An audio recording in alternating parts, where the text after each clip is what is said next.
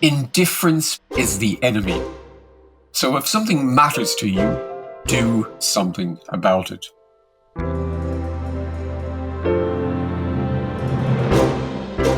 This is what the social entrepreneur June O'Sullivan OBE tells me as we ruminate over what it means to be a strategic foresight leader in a time of ongoing and relentless uncertainty. I say ruminate because I want this podcast series to be an exploration of strategic foresight, of leadership, and what happens when you merge the two things together, if indeed you can or should. Most businesses, after all, are shaped by quarterly reporting and annual profits rather than their long-term impact or their net contribution to the wider community. I say most, but in the case of social enterprises and social entrepreneurs like June, the opposite is the case. In fact, the London Early Years Foundation, which June heads up, is one of the UK's most successful and award-winning ones, with over 40 nurseries, a team of 900 people, and sustainability, nutrition and community programs that are designed as we learn to educate the present generation so that positive legacies are left for the next. For her efforts, June was awarded an MBE in the Queen's Birthday Honours in 2013 for her services to London's children, and an OBE from the King in 2023 for her work in childhood education and early learning. But where does leadership come from, and the vision and the foresight needed to be one? In June's case, as she tells us, it began with being a trainee nurse, a single mother, and a racist comment that today would be a prosecutable offence, but for June became the catalyst that informed her vision and defined her thinking.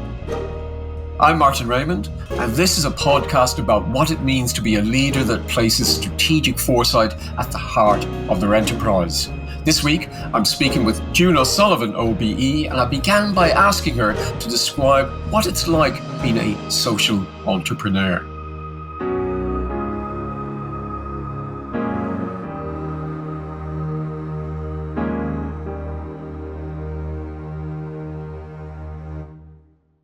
You know, being a social entrepreneur, I never knew I was a social entrepreneur really for a long time till somebody sort of pointed it out to me. But I was wanting to operate in a difficult and sort of chaotic and disadvantaged space. So just a very brief story is I came from Ireland, trained as a nurse, in a traditional way. And then I found myself having a child very early and on my own. And so I was looking for a nursery for him. And I went to this nursery. I was on a queue for about 2,000 years. And, eventually there was a place and I took him there, and I was very young, this is true. And I didn't really know. All I knew is I loved my boy and I wanted the best for him. And the person there, the first thing that struck me was she was not friendly. And I thought, is that me or is that how it is? I didn't know. The second thing is she didn't let me settle him. Now I found that very disturbing. And I didn't, at the time, I didn't have the words to describe any of this, but I felt wrong. And that to me was enough. And then the second day I went there to collect him. He was on a short 2.5 hours in the morning, which would allow me to sleep because I used to work nights. I went to pick him up, and he was in this kind of in the corner of the garden. It was in a church hall. And I thought, this is wrong. So you obviously pick your child up and, wrap your arms around him.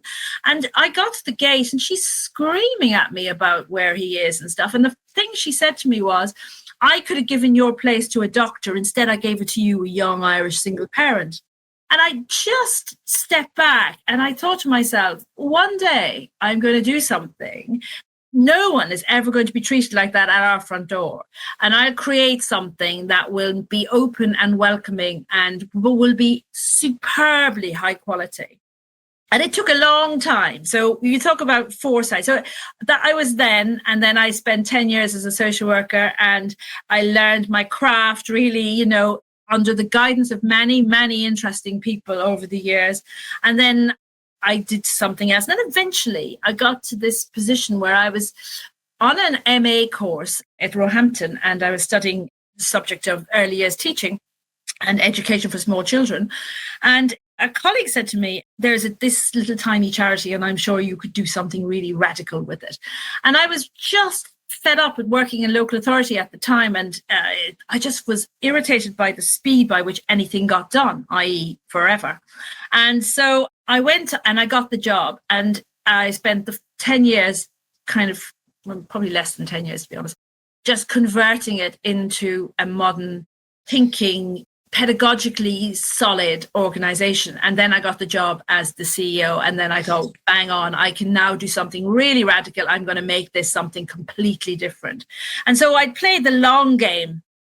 See, I found this fascinating because you are talking about the London Early Years Foundation, which I think you joined it was 1996 you started.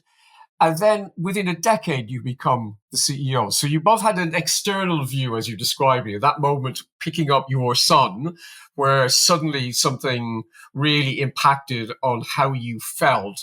And we're seeing the wrong, and also how this thing wasn't what should be there. And then here you are, I think it was in 2004, you became the CEO. So what, at that point, now that you had a position of authority and you understood what had gone before, not just the job you're doing, but to your point about this moment that changed your life with your son and this woman shouting at you, what were the things you thought, okay, now that I can, what am I going to do? What was your approach at that point? What I wanted to do was find a model that actually would secure us. And what we were at the time was a tiny charity in the hands of fundraisers or, a grant from the local authority.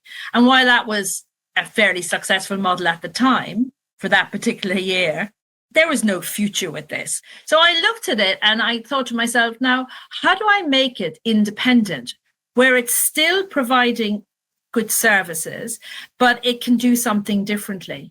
And I kind of looked at, how do you do that? And I looked to Europe and I looked at works of people like Schumpeter. And I thought to myself, there must be a way of doing that. And so I've decided myself, without any guidance, what we were going to do was we were going to figure out how I could gradually earn enough money from restructuring fees and managing costs and everything I could possibly do so that I could then pay the full staff costs. Then I would think then that would be sort of 70%. Then I would look at how I would do it again so I could put 80%, 90%, and then eventually 100%. And I knew that was another long game, that was not going to happen overnight. That was going to take me longer. And it took 2 or 3 years to really start to get into that space.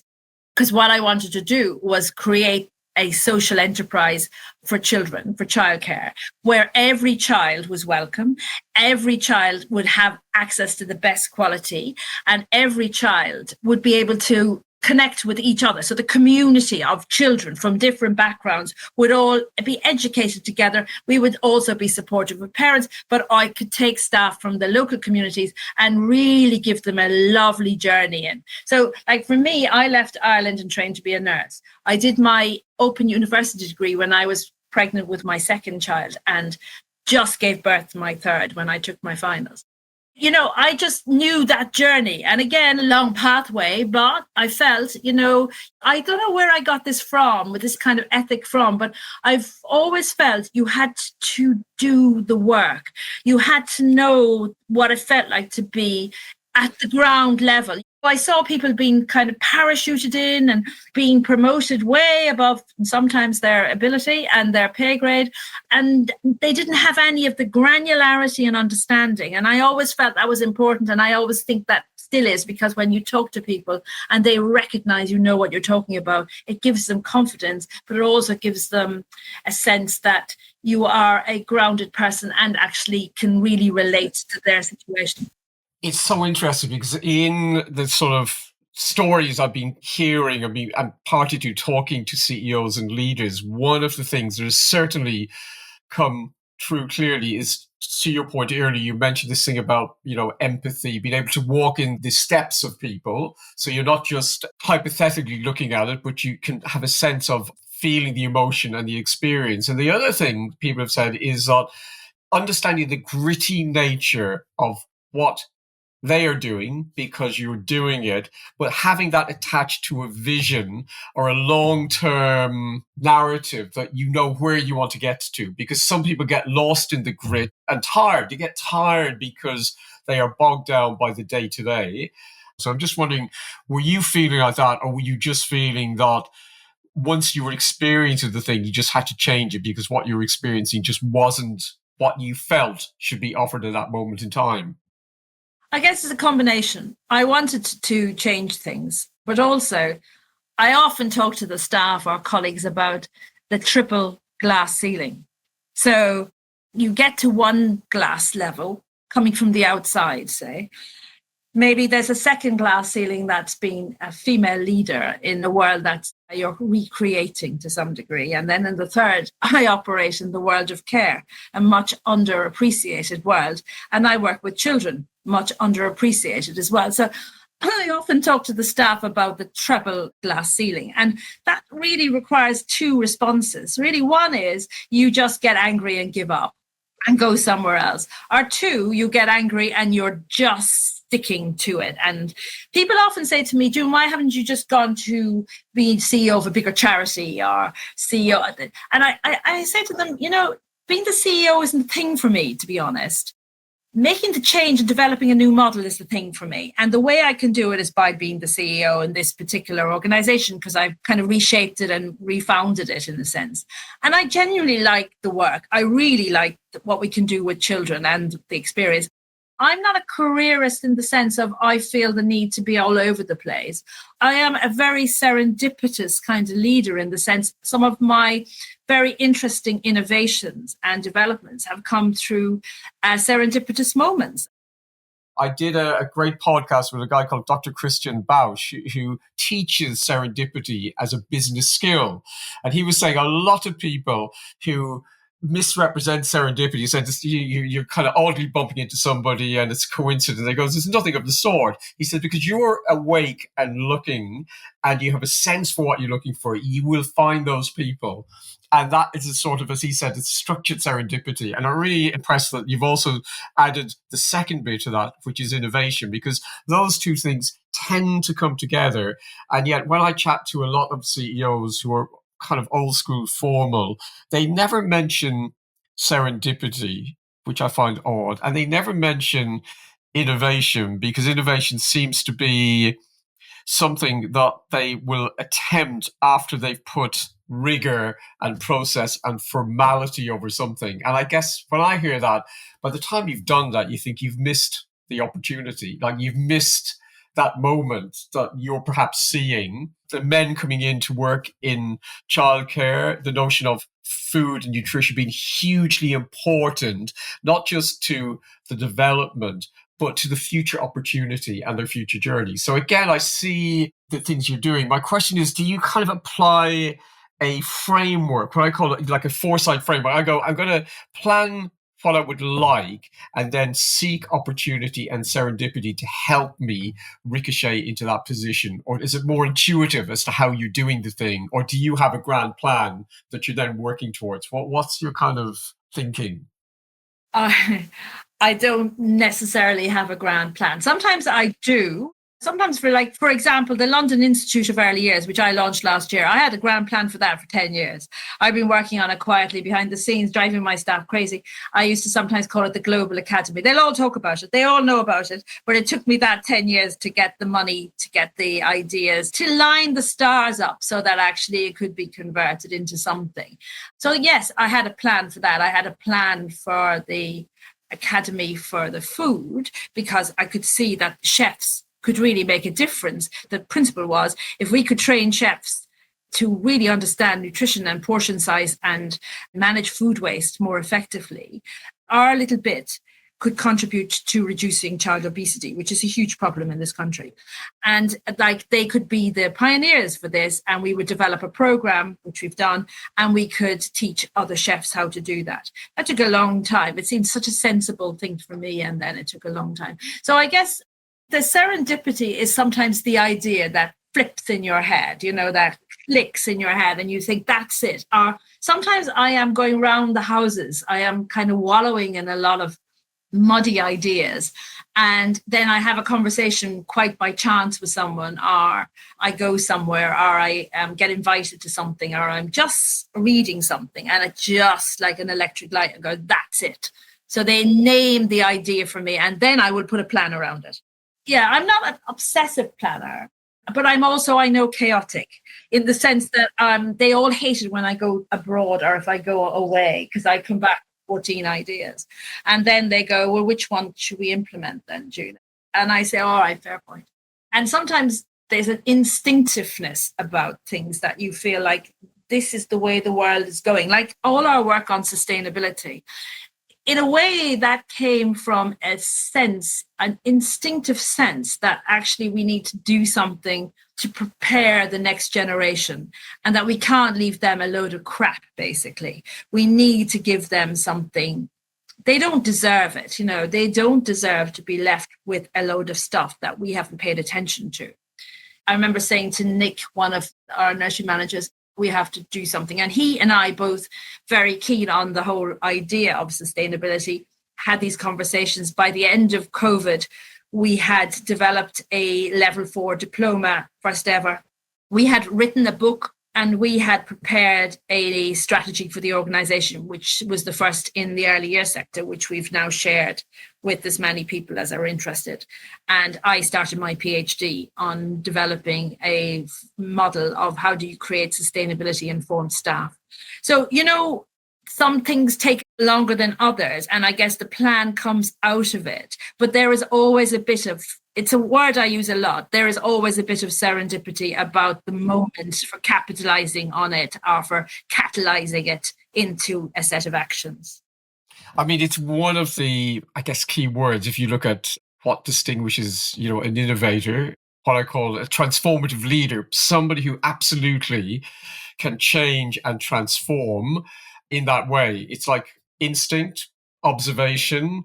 To your point where you're saying about, going around and everything's a bit muddy, that going around and the muddy bit is where you're creating the opportunity. Because the more you do that, and I always think it's about grit, the more you keep at it, the more you open opportunities to meet people who will help you. But also, by you doing it, other people see you doing it. And even if they can't help, they mention it to somebody and mention it to somebody. And then suddenly, this is the thing. And this is what I suppose, thinking about that, you sort of touch on what I call future ancestors, because we talk about ancestors of the past, but a lot of what we now are being asked to do is to think about our future ancestors. So sustainability to me would sit exactly in that, because what are we leaving them? What's our legacy? We're going to leave them a lot of crap and a lot of shit. It's like obesity. Obesity in itself isn't an inevitability, it's a consequence. So what do we leave in the future? It's interesting that you have that perspective. And I'm just wondering, again, have you sort of formulated that in your head as a way you approach things? Or is it just something you do by instinct and then look back at it and go, actually, this is what I was doing? What's your thinking? It's a kind of a combination of things, really. Sometimes it's kind of like you have a conversation and somebody says something to you and reflects it, and you say, do you think that? Is that how you see it? And I go away and think about it afterwards and think, gosh, I hadn't perceived it like that. But if that's what they're looking at, that's an interesting. And that's not always a good thing. I mean, sometimes that's like, really, June, you really ought to sort yourself out if that's what they're thinking. So there's a bit of that. And I do like people. And so I do like to chat. I mean, I am quite friendly. And so I think that often it's those kind of willingness to have conversations with the most unlikely characters that drives things. I also think that, I don't know if this is an Irish thing, but it's certainly something I learned from my dad, that humor is a great breaker of ice. And I think that that's certainly something that I use a lot, not in a particularly defined way, like I am going to use humor now to sort this out. But I think there's a kind of deep instinct that allows you to kind of read the scene and read the situation and use humor to diffuse it, and also to just introduce new things. And if people are receptive to that, then you get kind of wonderful energy. Without a doubt, I think that, the humor bit is something that I always remind people that, when you're trying to introduce difficult topics or even talking about the future, because, it's slightly frightening, challenging. A lot of people don't want to think about it. Hence why a lot of us live in nostalgic houses or houses that reflect the past. And we have a slightly fear about looking forward. But somebody said to me that if you have humor and if you have conversation and you're walking side by side, you are both seeing the same horizon. And that's a very good way to open a debate and a conversation, because you're both not confrontation. You're not looking across the table at each other, but you're seeing the same thing and you're chatting. And that kind of French thing, a coat. Or I still, when I'm doing business and something is difficult, I say, well, let's go for a walk. And it slightly disarms people because you're walking shoulder to shoulder. You're seeing the same things. You can have a chat.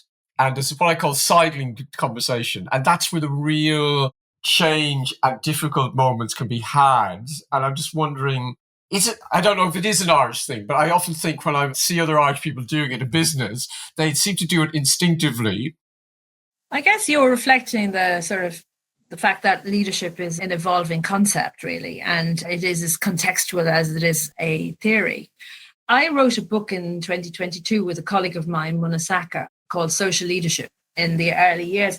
And really, we were writing about how do you think about social leadership and how do we consider that in relation to things like sustainability and in terms of purpose?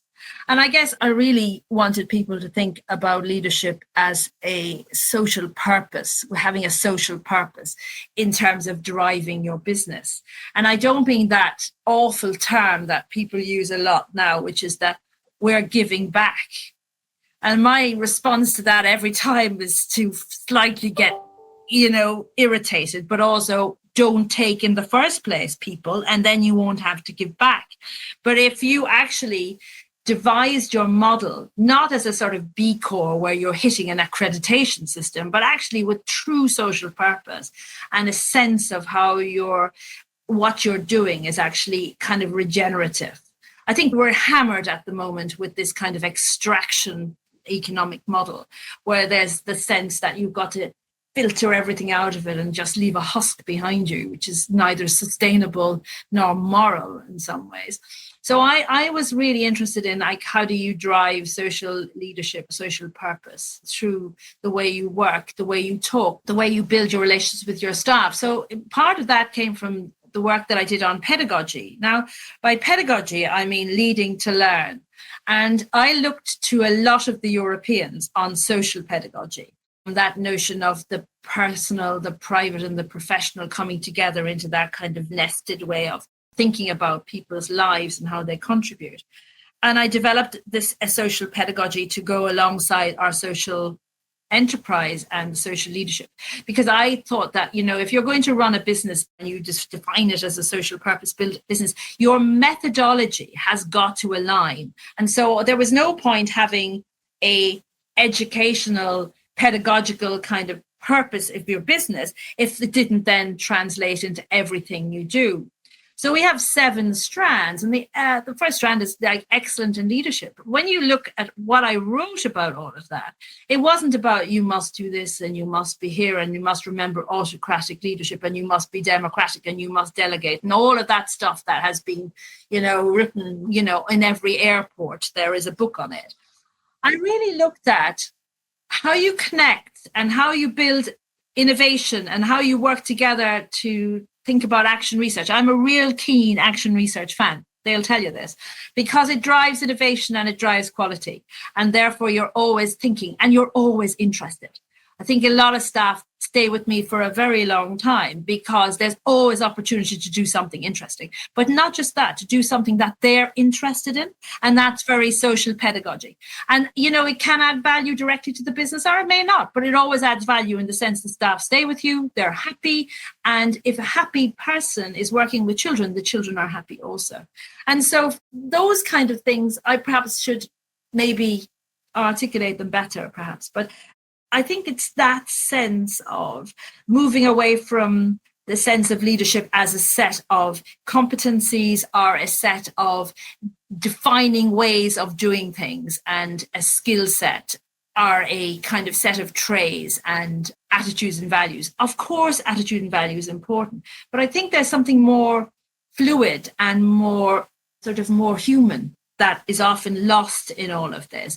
And for me, that's social. When you have a social purpose, which I do, which is to create the biggest social enterprise in the UK that actually can be replicated so that no child from a disadvantaged background has to have either no access or lousy access or poor quality to nursery education, when we know it makes such a difference to their long-term lives.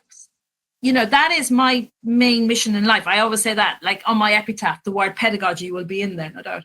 But that fact is, like, how do you do that? Well, I think that you have to build a leadership model to enable that to happen, but it has to allow for humanity and space, and proper social entrepreneurs are always collaborative and they're always generous of spirit. So you give your time, you donate things in the sense if you're writing a sustainability strategy, you share it. Like I'm just doing at the moment a report on Tunis of Twos, so I can share it. Some of our staff discovered that we had grandparents attending the nurseries whose children were in prison, and they were mortified by this, but they were really struggling. And so we did some work on this. And then I figured out that there was actually very little information for people working in early years about how to handle that, how to manage that. So we created a free pack to come, and that's part of the Institute principle, that there's a lot of access to stuff. Like we've created a community of practice for people who are interested in sustainability. There is no charge, it's all about a kind of a donation of time and effort. And that is reciprocated a million times over in terms of relationships, positivity, willingness to go the extra 50 miles, and generosity of spirit. So I'm always worried about this idea of trying to box leadership into a set of things that you can learn, because there's something about the humanity that has to filter through those things.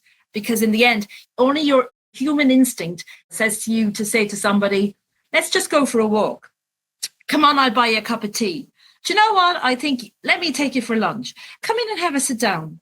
It's those kind of things that are sometimes someone has taught them, oh, well, you must do that and you must say that. It doesn't quite work in the way if you don't give some edge of humanity.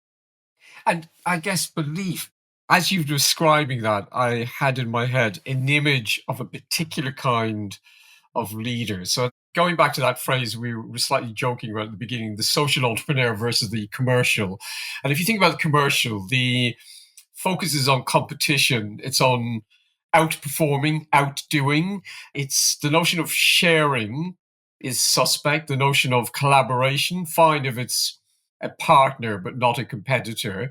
The notion of how you develop soft skills, because even the fact we call them soft, we're slightly diminishing the value of the skill.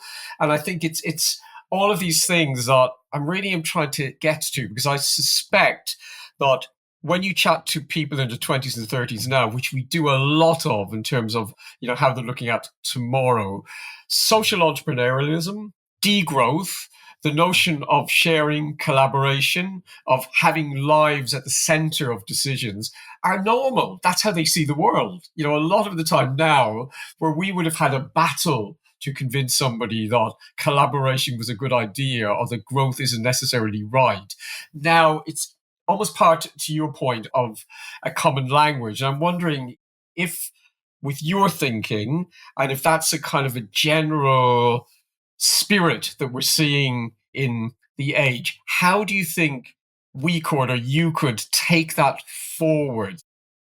If I had a magic wand, I would have every business as a social business. It would be regenerative economy. And you'd say, well, how would you grow then? Well, you can still grow without necessarily having an entire shareholder model or an extractive model. So I would say that would be the first thing. The second thing is everyone would talk about social business as a normal thing. It wasn't like us special group here, who want to do something in the dark corners, but actually that it's the main business model. And I think that to me would be an absolute success. I mean, I think we're getting closer to that now than we did when I started back 20 years ago, when nobody knew what the heck we were. And I remember saying to a number of ministers, why is Sainsbury's in the room on the left and we're in the room on the right? We're all operating in the same way. I have to recruit staff. I have to get the price right. I have to encourage and entice parents to choose my nurseries over someone else's. I have to make sure our costs are effective. I have to find money to help us grow. What's the difference? Tell me what the difference is. Why are we in a separate room? And so I think those kind of things would be a success. I think if we were in a much more equitable space, because we can grow if that's what they want, or we can be small if that's what they want. I think we need a mixed economy myself. And also we can talk about social leadership as a core way of operating. And no managers and no leaders should be thinking of anything other than that, really. They shouldn't be thinking about those kind of sometimes fairly aggressive models. They actually be thinking that this is the starting point. What is the social purpose? And people will say, oh, well, June, every business is a social purpose because it employs people. Fair point. But social purpose is you employ people, but you do stuff for them as well. And in doing that for them, you do something for your local community. And in doing that, you do it well. So, you decide what it is that you're going to add value to and how you're going to do it. And you're clear about it and it fits through everything. And it's not like an added brand product or a USP. It's actually a core way of thinking and a core way of operating. It's to your point earlier about it being a very European thing. I think social enterprises, social businesses sit very much within the European model anyway. There's a sort of a history and an understanding. I'm just kind of wondering in our final minutes, in terms of your work with the foundation as it stands, is there one thing that you're pushing forward with that you feel, because in the way that you think you talked about obesity, the way you talk about the issue of poverty, notion of intergenerational, the fact that you recognize all of these people work contingent together. It's not just young, it's old, parents, etc., etc. What's the one thing that you think I really now want to push through and make a change, but you're seeing a resistance to because it's still perhaps either marginal, it's very much about innovation, or very much about the future and people are just not seeing it yet? Is there anything that you go, wow, this is it, now that's going to be my next plan on top of just doing a social enterprise, which I'm granting you, and people will be pushing for that, but is there one thing that you go, this is my next personal campaign, or is it the big social enterprise shift? I think anyone listening to this who doesn't work with children kind of needs to understand that working with small children is highly political. And I think that's really important that as a public, we need to understand that. Just imagine this is a child comes into your world. And what happens is you touch on health. Where are they living? Are they living in some squalid spot where, they have no access to outside gardens? Therefore, you touch on architecture. Why are they designing these disgusting tall buildings everywhere with no green space for children to play?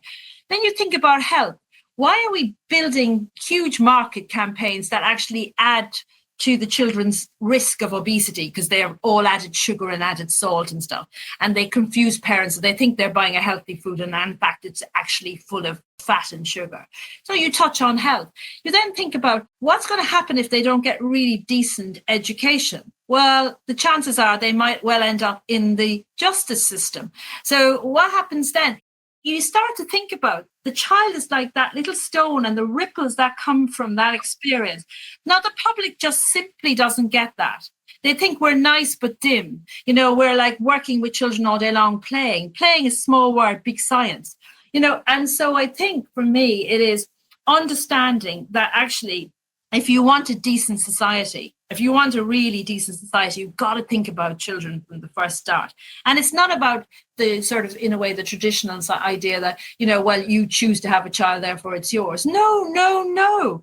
A child is your future. You may choose not to have children. You may choose to have them. The point is, you as an older person going to rely on the children of somebody's children to become the future carers, the future doctors, the future generators of tax, so that actually you can survive in the society as we're used to. So I think there's something about us as a society grabbing the notion that we are the parents of every child, and that we have to make those decisions about how we build things, how we design things, how we think about place, how we find that space for those children, how we support parents to actually parent, how we think about technology, because it's absolutely disastrous for children. How do we build that as a human group, as a group of people who want to help generate the next generation in a way that they are healthy and we facilitate for them opportunities? That's what we need to be thinking about. Social enterprise, in a way, is just one way of creating a more socially just narrative, I think. But within that, we need to think about what is the point of children? What is their purpose in life? What is our duty to them? And how do we create situations where we think about them not simply as, oh, little babies, nurseries, in that linear way. We think of them as a wonderful stone in the middle of a glorious ocean, and that they are actually creating the waves. I think you're describing the life rather than the child. I think that's the difference. You're seeing the long journey and the long path. And I think that probably is how a lot of people don't look at it, because it's seen to be resource extraction. You've got the child here that's taking things out of the system before they put something in. You'd never say that about a seed. You wouldn't use the same analogy at all. And in fact, you'd be doing the opposite. You throw a lot of money, resource, care, thinking into growth and developing systems that allow things to grow more effectively. So I'm kind of imagining that this is a movement rather than just a positioning, because I think a lot of people, as a gay person, I don't have children, I'm surrounded by people who do, and it's a constant conversation. If you don't have a child, why do you support X or Y? I've got a friend, she has written a book called Women Without Children. So again, her focus on not having children. And we have this constant debate, and this is kind of maybe something for us to leave listeners thinking about, is on if we see it as an act in opposition or separate from us, then to your point, the issues about, the future, where it has to be about collaboration, has to be about not always extraction, not always taking, but giving. But giving, I guess, also, because I think one of the things about social enterprise is giving without a demand of initial consequence, because a lot of the times we give with expectation. So I think that was the other thing I picked up from a conversation. We could probably keep talking, and as two Irish people, we probably will, but I have to end things now. And I would just like to thank you, June, for taking time out. The debate will continue. Is there one word that you'd like to leave people with, or one idea? Because I have one sentence which I took from you that I shall give to people, but I'm wondering, do you have a word or a phrase that you think you'd like to leave us with? I'd like you to dial up your compassion. Perfect. Well, I shall try to do that. And after today, I think not just my compassion, but my thinking. I think I realized I've become a lazy thinker, and each sentence you were mentioning was a bit like you were reminding me to wake up and to think and to consider. And I think the key thing I'm taking away from this is empathy. And to your point about being able to walk in the shoes of others, that whole point of different perspectives. So thank you for giving me that. I'll set out on my journey again to chat with other people, other leaders, to see if there is a final formula that we could perhaps take away and consider. So June, thank you again for your time and your effort. Thank you very much.